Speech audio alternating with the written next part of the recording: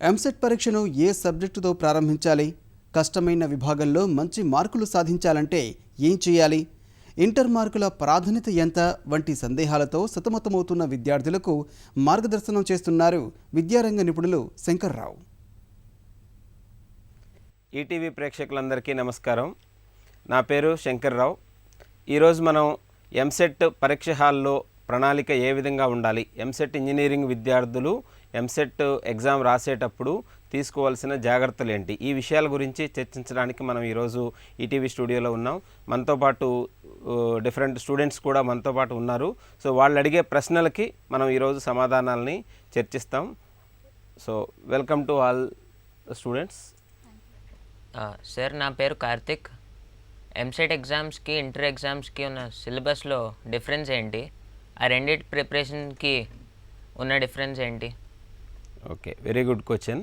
చాలామంది విద్యార్థులు ఫీల్ అయ్యేది ఏంటంటే ఇంటర్మీడియట్ సిలబస్ వేరు, లేకపోతే ఎంసెట్ సిలబస్ వేరు, ఇంటర్కి ప్రిపరేషన్ ప్లాన్ వేరు, ఎంసెట్కి ప్రిపరేషన్ ప్లాను వేరు అని ఫీల్ అవుతూ ఉంటారు. అంటే ఇంటర్మీడియట్ ఏమో ఈజీగా ఫీల్ అవుతారు, ఎంసెట్ ఏమో బాగా డిఫికల్ట్ అనే భావనలో ఎక్కువ మంది విద్యార్థులు ఉంటూ ఉంటారు. ఇక్కడ అందరూ అర్థం చేసుకోవాల్సిన విషయం ఏంటంటే ఇంటర్మీడియట్కి ఎంసెట్కి ఉన్న సిలబస్సు 100% సేమ్ అండి, ఏ విధమైన డిఫరెన్సు లేదు. కాకపోతే ఎగ్జామ్ ప్యాటర్న్లో మనకి డిఫరెన్స్ ఉంది. ఇంటర్మీడియట్ అనేది మనకి ఆబ్జెక్టివ్ టైప్ కాకుండా మనం డిస్క్రిప్టివ్ టైప్ ఎగ్జామ్ అనమాట. అంటే క్వశ్చన్స్కి మనం ఆన్సర్ రాయాలి. కానీ అదే ఎంసెట్ ఎగ్జామ్కి వచ్చేసరికి ఇది కంప్లీట్గా ఆబ్జెక్టివ్ టైప్ ఎగ్జామ్. అంటే మనకి క్వశ్చన్కి 4 ఆప్షన్స్ ఉంటాయి, దాంట్లో మనకి ఏది కరెక్ట్ ఆప్షన్ అనేది మనం ఆన్సర్ చేయాల్సి ఉంటుంది. కాకపోతే రెండింటికి కాన్సెప్ట్స్లో ఏ విధమైన డిఫరెన్సు లేదు. మనం ఇంటర్మీడియట్కి ప్రిపేర్ అయితే ఆ ప్రిపరేషన్ మొత్తం ఎంసెట్కి కూడా ఉపయోగపడుతుంది. ఇంటర్మీడియట్లో మనం ఏ కాన్సెప్ట్ అయితే ప్రిపేర్ అవుతూ ఉన్నామో అవే కాన్సెప్ట్స్ మీద ఆబ్జెక్టివ్ టైప్ ఓరియంటెడ్ క్వశ్చన్స్ మనకి ఎంసెట్లో అడుగుతారు. కాబట్టి రెండింటికి సిలబస్లో ఏ విధమైన వ్యత్యాసము లేదు. ఇంటర్మీడియట్ ప్రిపేర్ అయితే ఎంసెట్ రాదేమో అనే భావన కూడా వద్దండి. ఇంటర్మీడియట్ బాగా ప్రిపేర్ అయిన వాళ్ళకి డెఫినెట్గా ఆ ప్రిపరేషన్ అనేది ఎంసెట్లో కూడా ఉపయోగపడుతుంది. కాకపోతే ఎంసెట్లో కావాల్సింది ఏంటంటే కొంచెం స్పీడ్ అండ్ యాక్యురసీ అనేది అలవాటు చేసుకోవాలి.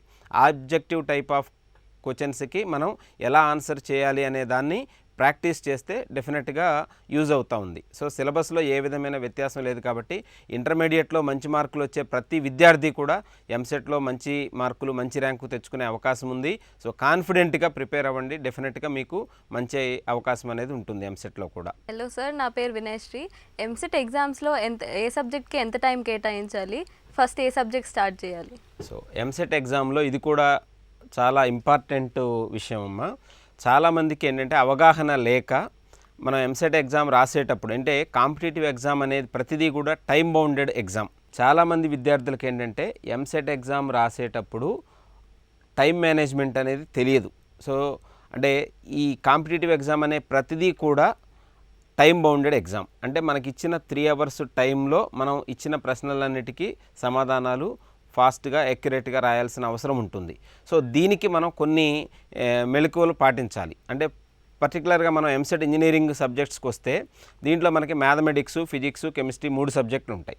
సో ఈ 3 సబ్జెక్ట్స్లో కూడా మనకి కంపారిటివ్గా కెమిస్ట్రీ సబ్జెక్టు కొంత ఈజీగా ఉంటుంది. ప్లస్ మెమరీ బేస్డ్ క్వశ్చన్స్ కొన్ని ఎక్కువ ఉంటాయి, అంటే థియరిటికల్ బిట్స్ కొన్ని ఎక్కువ ఉంటాయి.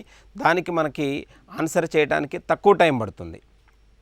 కాబట్టి మొదటగా మనం కెమిస్ట్రీ సబ్జెక్ట్ని స్టార్ట్ చేయాలి. అది కూడా మనం మ్యాక్సిమం ఒక 30 minutes to 40 minutes లోపు కెమిస్ట్రీ అయ్యేలాగా ప్లాన్ చేసుకోవాలి. కెమిస్ట్రీ తర్వాత మనకు నెక్స్ట్ ఇంపార్టెంట్ సబ్జెక్టు మ్యాథమెటిక్స్ ఉంటుంది. సో ఈ మ్యాథమెటిక్స్లో మనకి 80 క్వశ్చన్స్ ఉంటాయి. ఈ 80 క్వశ్చన్స్ని మనం మ్యాక్సిమం 1 hour 15 minutes నుంచి 1 hour 30 minutes లోపు అయ్యేలాగా ప్లాన్ చేసుకోవాలి. ఇక లాస్ట్కి మనకి అందరూ కొంచెం డిఫికల్ట్గా ఫీల్ అయ్యే సబ్జెక్టు ఫిజిక్స్. సో ఈ ఫిజిక్స్కి మనం 50 minutes to 1 hour అనేది ప్లాన్ చేసుకోవాలి. So order of the subject అనేది చాలా ఇంపార్టెంట్. ఫస్ట్ కెమిస్ట్రీ స్టార్ట్ చేయాలి, తర్వాత మ్యాథమెటిక్స్ స్టార్ట్ చేయాలి, తర్వాత ఫిజిక్స్కి వెళ్ళాలి.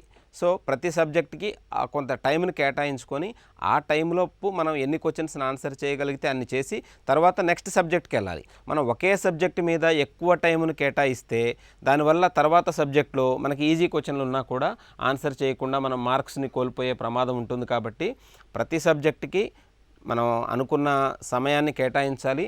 తర్వాత దాంట్లో కూడా ప్రతి సబ్జెక్ట్లో కూడా ఏదైనా అక్కడక్కడ మనకి 2-3 డిఫికల్ట్ క్వశ్చన్స్ వచ్చినప్పుడు వాటికి ఎక్కువ టైం వేస్ట్ చేయకుండా అవి వదిలేసి నెక్స్ట్ క్వశ్చన్స్కి వెళ్ళి లాస్ట్లో మనకి చివరిలో టైం మిగిలితే అప్పుడు మనం డిఫికల్ట్ క్వశ్చన్స్ ఏవైతే వదిలేసామో వాటిని ఆన్సర్ చేయడానికి టైం ఉంటే చేయొచ్చు.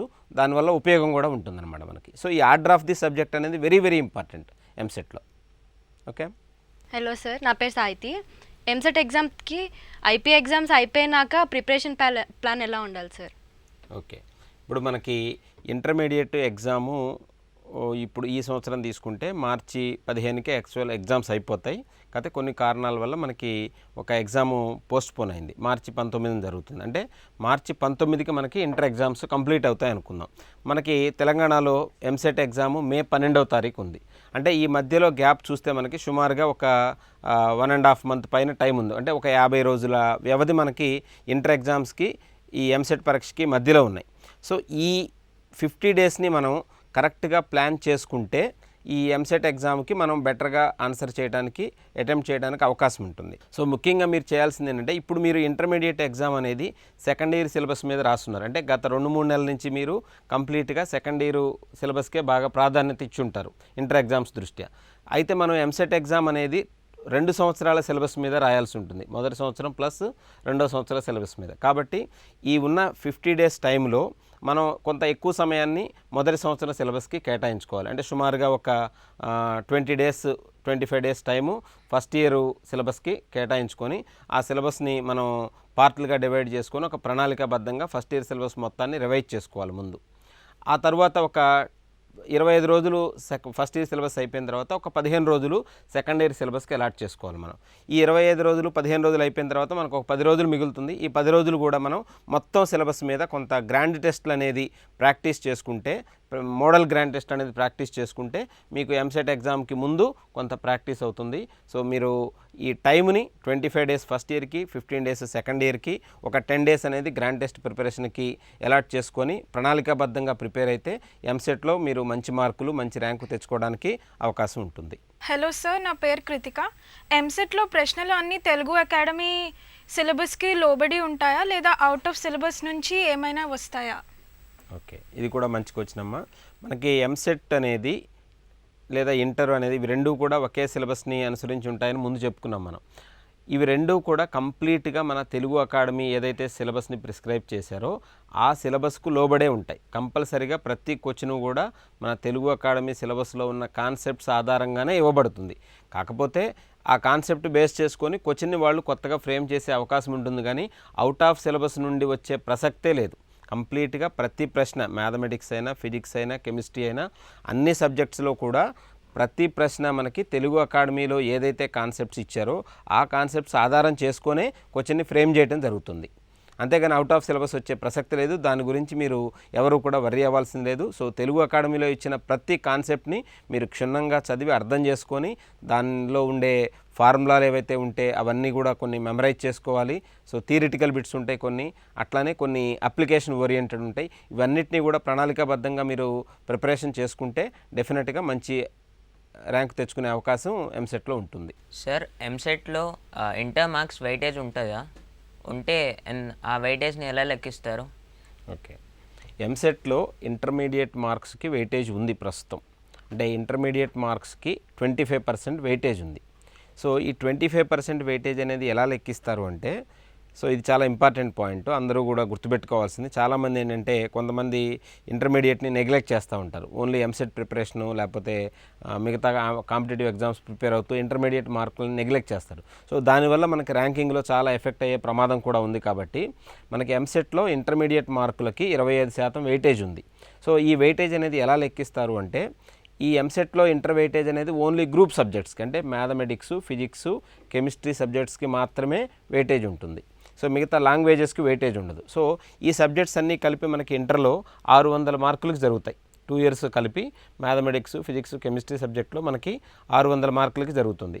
సో ఈ 600 మార్కులకి సపోజ్ ఒక స్టూడెంట్కి 575 మార్క్స్ వచ్చినాయి అనుకోండి, 600కి 575 ఇంటర్లో వచ్చినాయి అనుకోండి. సో దాన్ని 25 మార్కులకు కుదిస్తారు. అంటే 600కి 575 వస్తే 25 మార్కులకి ఎంత వస్తాయి అలా క్యాలిక్యులేట్ చేస్తారు పర్సంటేజ్. అది 24 అవ్వచ్చు, 23.5 అవ్వచ్చు. ఇలా అవుట్ ఆఫ్ 25 నీకు 24 వస్తాయా 23 వస్తాయా అనేది లెక్కిస్తారు ఇంటర్మీడియట్ మార్కుల వెయిటేజ్ని.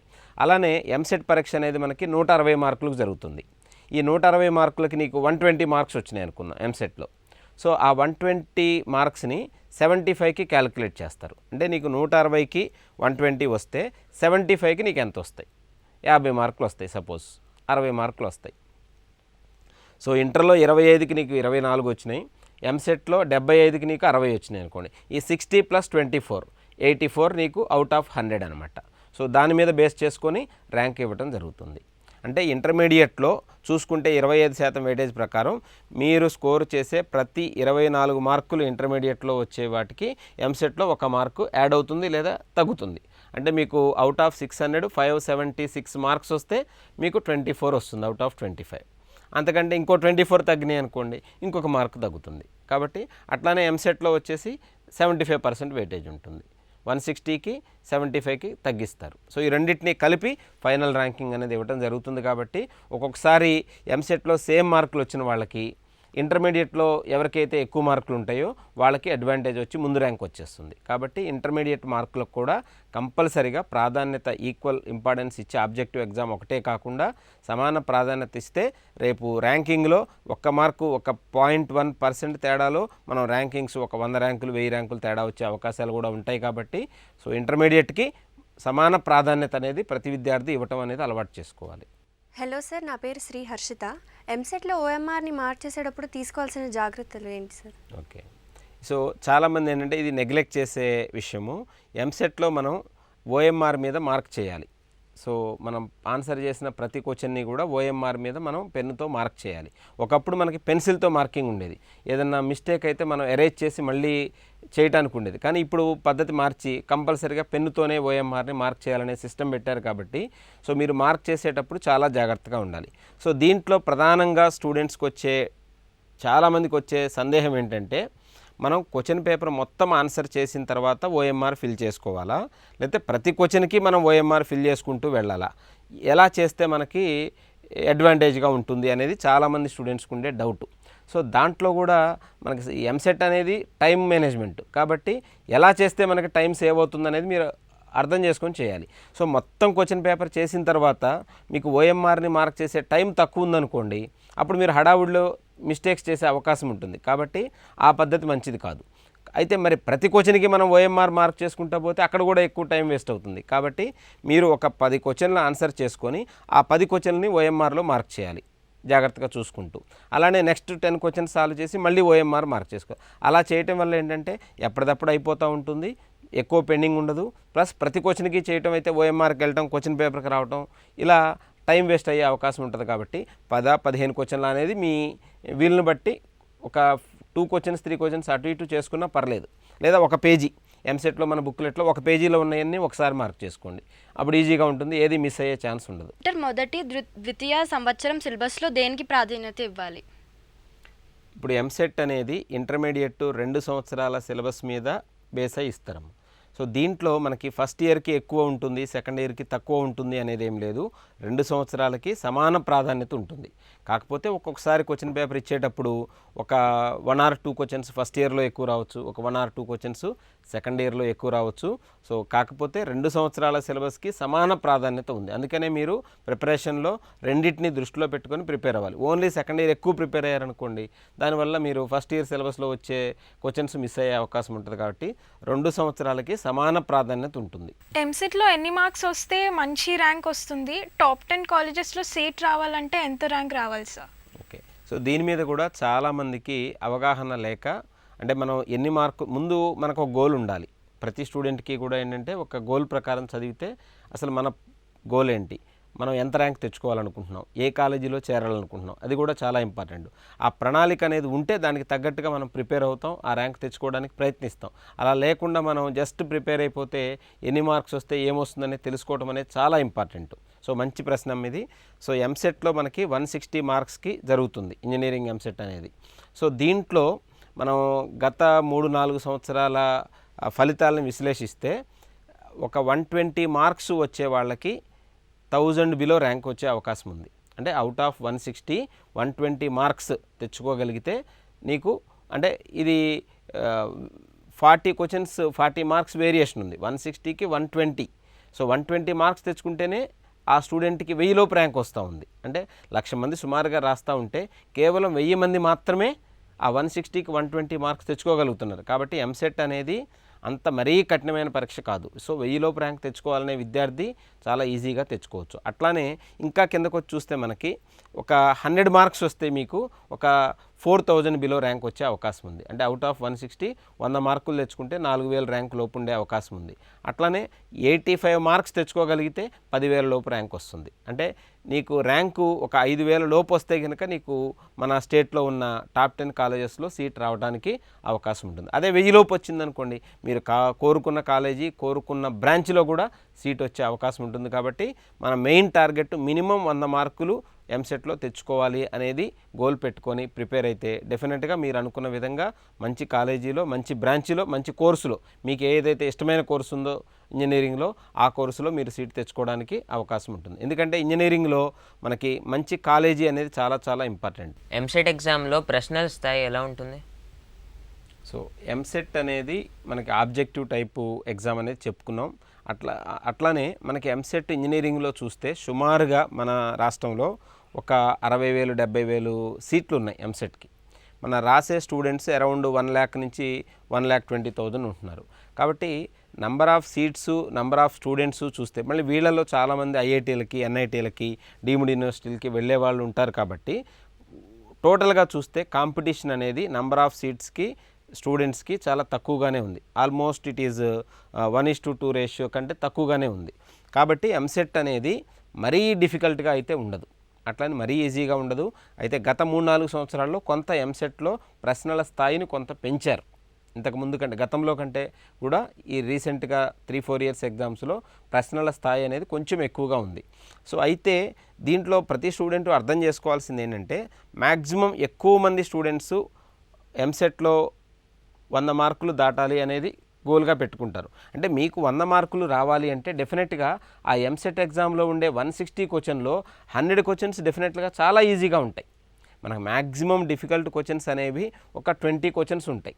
అబోవ్ యావరేజ్ అనేది ఇంకొక 20 to 30 క్వశ్చన్స్ ఉంటాయి. అంటే 100 క్వశ్చన్లు అయితే మీకు డెఫినెట్గా చాలా ఈజీగా ప్రతి యావరేజ్ విద్యార్థి కూడా ఆన్సర్ చేసే విధంగా ఉంటాయి.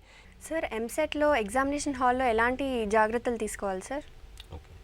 సో ఇది కూడా మంచి ప్రశ్న. చాలామంది విద్యార్థులకు ఏంటంటే ఒక ఎగ్జామ్ అనగానే ఒక టెన్షన్ అనేది క్రియేట్ అవుతూ ఉంది. అది ముఖ్యంగా ఎగ్జామ్ ముందు రోజు టెన్షన్ ఎక్కువగా ఉంటుంది. ఎగ్జామ్ హాల్కి వెళ్ళేటప్పుడు ఇంకొంచెం పెరుగుతూ ఉంది.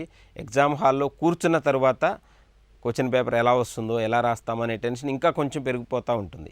సో ఆ టెన్షన్ అనేది ఎప్పుడైతే పెరుగుతుందో ఆ టెన్షన్లో మనకి బాగా వచ్చినవి కూడా మర్చిపోయే ప్రమాదం ఉంటుంది. కాబట్టి ఎంసెట్ పరీక్షకి ముందు రోజు కానీ ఆ ఎగ్జామ్కి వెళ్ళేటప్పుడు కానీ ఎగ్జామ్ హాల్లో కానీ మనం చాలా ప్రశాంతంగా ఉండటం అనేది అలవాటు చేసుకోవాలి ముందు. అట్లానే ఇప్పుడు చాలామంది ఇంకొకటి కూడా ఏంటంటే ఎగ్జామ్ హాల్లో పక్క వాళ్ళని ఎక్కువగా గమనిస్తూ ఉంటారు.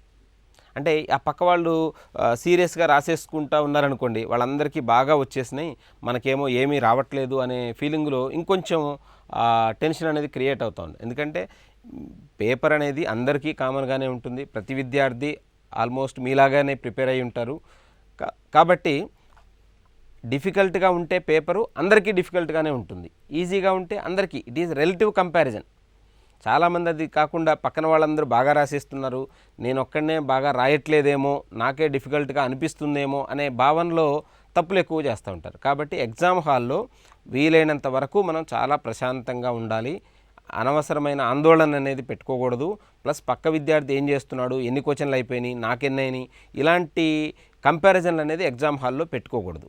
సో వాళ్ళు ఏంటంటే ఫస్ట్ 20 క్వశ్చన్లు వదిలేసి స్టార్టింగే 25 క్వశ్చన్ స్టార్ట్ చేయొచ్చు.